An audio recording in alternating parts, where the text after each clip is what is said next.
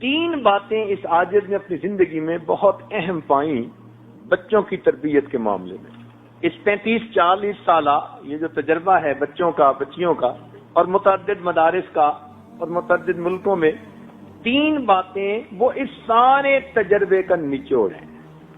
اگر ماں باپ ان تین باتوں کا خیال رکھیں تو بچہ ایسی مضبوط بنیادوں پہ کھڑا ہوتا ہے کہ دین سے ہٹ ہی نہیں سکتا۔ یوں تو کہنے کو آپ درجنوں باتیں کہہ سکیں گے کہ اس کا بھی خیال رکھو، اس کا بھی رکھو، اس کا بھی رکھو، کتابوں پہ کتابیں لکھی ہوئی ہیں تربیت الاولاد کے بارے میں، مگر جسے تھمب رول کہتے ہیں وہ اگر ہمارے ذہن میں بیٹھ جائیں کہ ہم نے بچے کی کن باتوں کو مضبوط کرنا ہے، ان پہ بچے سے کوئی کمپرومائز نہیں۔ ان تین باتوں سے پہلی بات کہ بچے کو ہمیشہ سچ بولنے کی عادت ڈالیے۔ یہ چیز آپ کو ہلکی سی محسوس ہوگی، اللہ رب العزت کے ہاں سچ اتنا مقبول ہے کہ سچ کے صدقے بندے کو دین دنیا کی کامیابیاں ملتی۔ اگر کبھی سچ کے باطنی فائدے ہمیں محسوس ہو جائیں اور سچ کی وجہ سے جو برکتیں زندگی میں آتی ہیں وہ محسوس ہو جائیں تو ہم تو سچ کی خاطر کٹ مرنے کو تیار ہو جائیں۔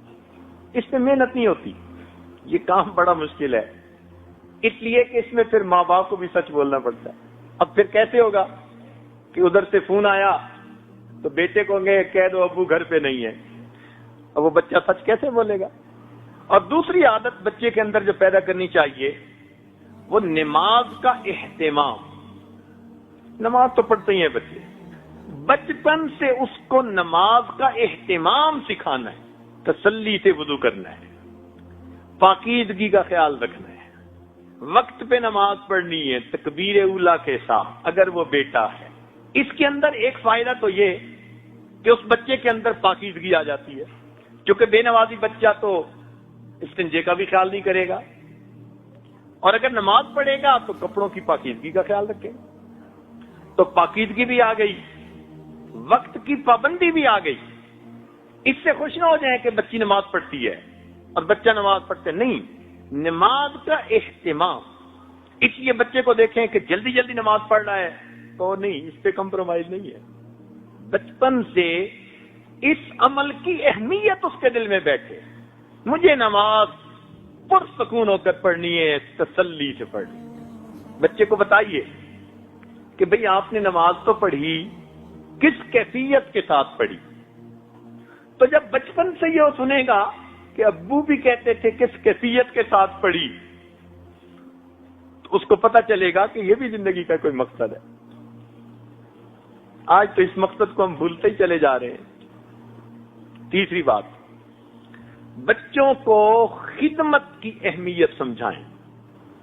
کام کاج جو گھر کے کیے جاتے ہیں اس پر کیا اجر ملتا ہے، ماں کی خدمت، باپ کی خدمت، بڑوں کی خدمت، استاد کی خدمت۔ خدمت کا جذبہ بچپن سے بچے کے دل میں ڈال دیجیے۔ آج تو پانی کا گلاس بھی نہیں خود پی سکتے بچے، وہ بھی دوسرے کو کہتے ہیں کہ لائیے۔ اس لیے آج شکایت ہے اکثر ماں باپ کی طرف سے، جی بچے کام میں دلچسپی نہیں لیتے۔ بھئی آپ نے بچپن میں کون سی خدمت سکھائی ہے اس کو؟ کیا پتا یہ بچہ کبھی کس اللہ والے کی خدمت کرے اور اس کی اس کو دعا لگ جائے۔ اس کو بتائیے کہ معذوروں کی خدمت کی جاتی ہے، بوڑھوں کی خدمت کی جاتی ہے، تو اس کے دل میں رحم کا مادہ پیدا ہوگا، احساس ہمدردی ہوگا۔ اس ایک لفظ خدمت کی وجہ سے اس بچے کے اندر اچھے اخلاق آتے چلے جائیں گے۔ جب دوسروں کی بات سنے گا جو بڑے ہیں تو پھر ماں باپ کی کیوں نہیں سنے گا؟ آج اس کو خدمت بتائی نہیں، وہ ماں باپ کی بھی نہیں کرتے۔ لا الہ الا اللہ، لا الہ الا اللہ، لا الہ الا اللہ، لا الہ الا اللہ، لا الہ الا اللہ۔